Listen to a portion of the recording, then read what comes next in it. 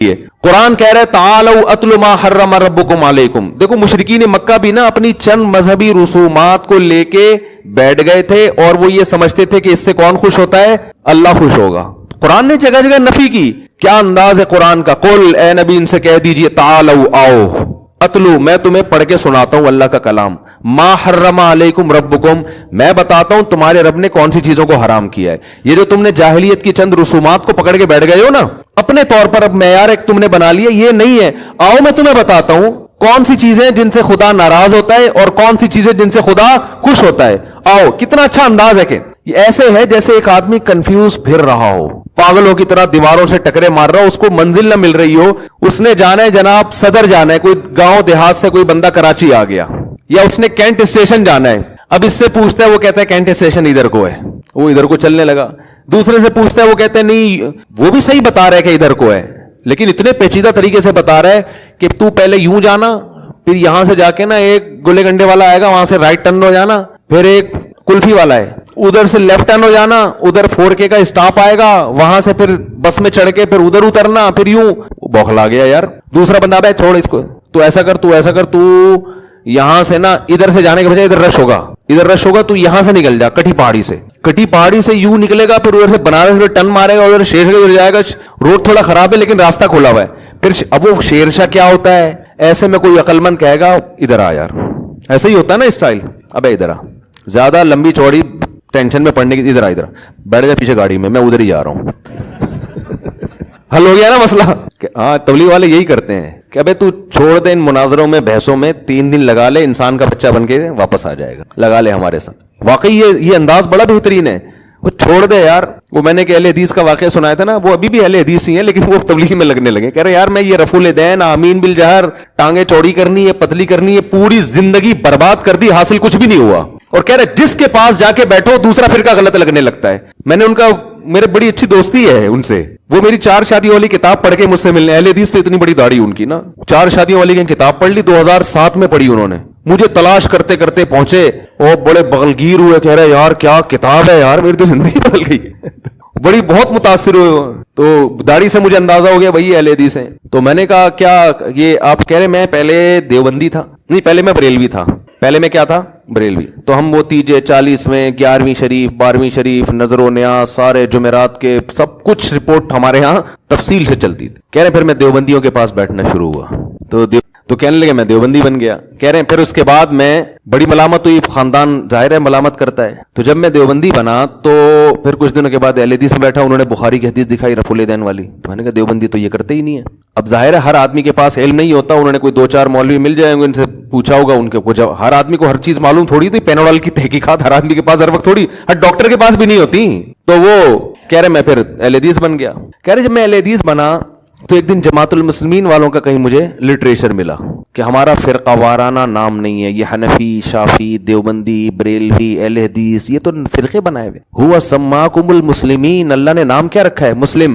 آئیے جماعت المسلمین میں جس کا کوئی فرقہ نہیں ہے. انہوں نے کہا یہ اہل حدیث بھی فرقہ ہے. کہہ رہے ہم جماعت المسلمین نکل لیے. اب آسان نہیں ہوتا مسلک چھوڑنا, ملامتیں. کہہ رہے نہیں ہمیں تو حق کی تلاش تھی, ہم کہاں نکل لیے؟ جماعت المسلمین.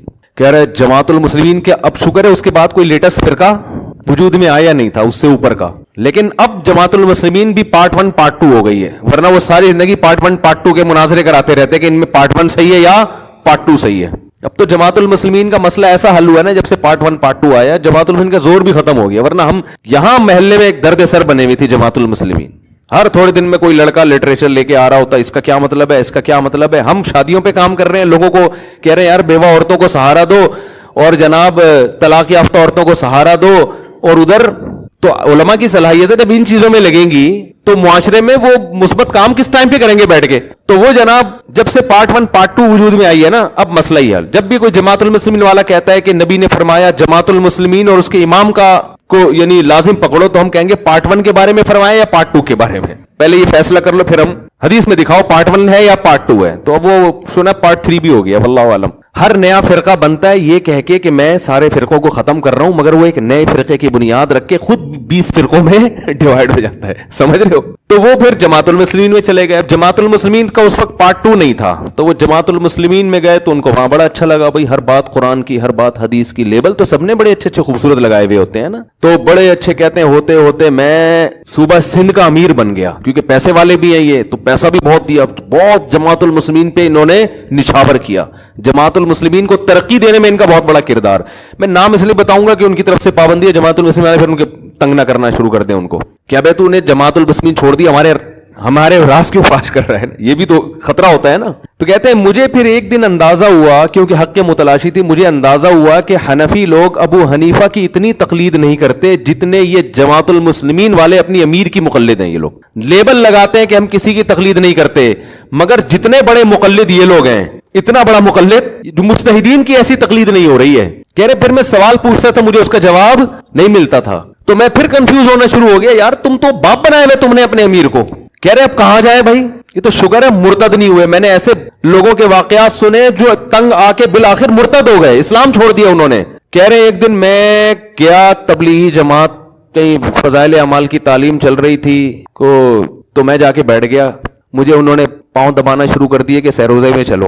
کہہ رہے پہلے تو میں نے سوچا اب یہ رفع الیدین کا مسئلہ چھڑیں گے نا, اب یہ آمین کی بات کریں گے. کہہ رہے میں نے ٹانگیں چوڑی کر کے نا یوں کر کے پوری نماز پڑھی ایسے کر کے, مجھے کوئی چھیڑے, کسی نے نہیں چھیڑا. کہہ رہے میں نے کہا 3 دن لگاتا ہوں پھر چھیڑوں گا. میں 3 دن لگاتا ہوں, یہ الفاظ میرے ہیں, چھیڑوں گا. یہ تو ہماری اپنی کراچی کی اردو میں یہ چیزیں بنائی ہوئی ہیں ہم نے, یہ ٹھیک ہے نا. تو انہوں نے کہا شاید اب مجھے تنگ کریں یہ لوگ کہ میں سہروزے میں ٹرائی, جہاں اتنی جماعتیں ٹرائی کی ہیں اس کو بھی ٹرائی کر لو. تو کہہ رہے میں نے کہا میں یوں جاؤں گا, پھر یوں کروں گا, پھر زور سے آمین, تو کچھ نہ کچھ تو ہوگا. کہہ رہے حیران ہو گیا, 3 دن ہو گئے مجھے کسی نے کچھ نہیں کہا. ان کی ایک ہی بات تھی, بھائی یہ دین ہمارے اندر کیسے آئے گا, پوری دنیا کے اندر کیسے آئے گا, اس کے لیے ہم سب کو مل جل کے فکر. کہہ رہے میں کہہ رہا ہوں بھائی یہ کہہ رہا چھوڑ, تو جیسے کر رہا ہے نا کرتا ہے. یہ جو سعودی عرب میں تبلیغ جماعت پہ پابندی لگی ہے نا, اس پہ بہت سے لوگ مجھے کہہ رہے ہیں آپ حکومت سعودیہ کے خلاف بیان دے.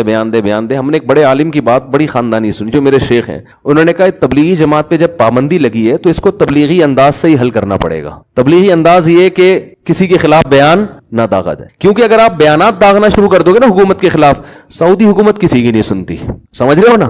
وہ آپ کے میرے بیان سے متاثر ہو کر یہ نہیں کہ مفتی طارق مسعود صاحب کا بڑا خطرناک بیان آ گیا, محمد بن سلمان نے کہا آج سے میں نے اپنا فیصلہ واپس.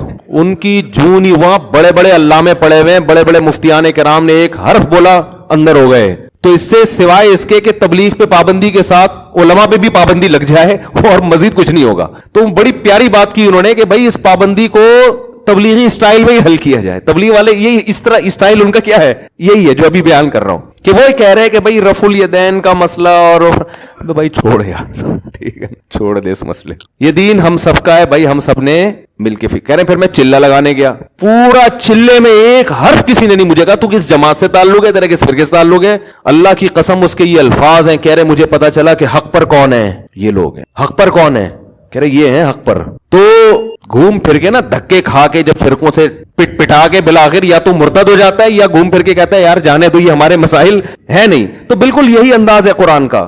جیسے میں بتا رہا ہوں صدر بھیجنا ہو, جیسے تبلیغ والوں کے پاس جاؤ نا, کیا کہہ رہے ہیں یار آجا ہمارے ساتھ 40 دن گزار لے بس. تو وہی اسٹائل ہے. صدر جا رہے تھے, وہ ادھر ادھر, اس نے کہا بھائی پیچھے بیٹھ جا گاڑی میں, ادھر بیٹھ جا, میں پہنچا دوں گا تیرے کو. تو یہاں بھی یہی ہے, قل تعالوا اتل ما حرم ربکم علیکم. اے نبی یہ بوکھلاتے پھر رہے ہیں اپنی طرف سے, زمانے جاہلیت کی رسومات کو فالو کر رہے ہیں. ان سے کہ آؤ ذرا میں تمہیں بتاتا ہوں, ما حرم ربکم علیکم, بتاؤ میں بتاتا ہوں کیا حرام کیا. وہ چیزیں حرام کی جو بالکل نیچر بھی ان کو غلط کہتی ہے, کوئی بہت پیچیدہ دین نہیں ہے.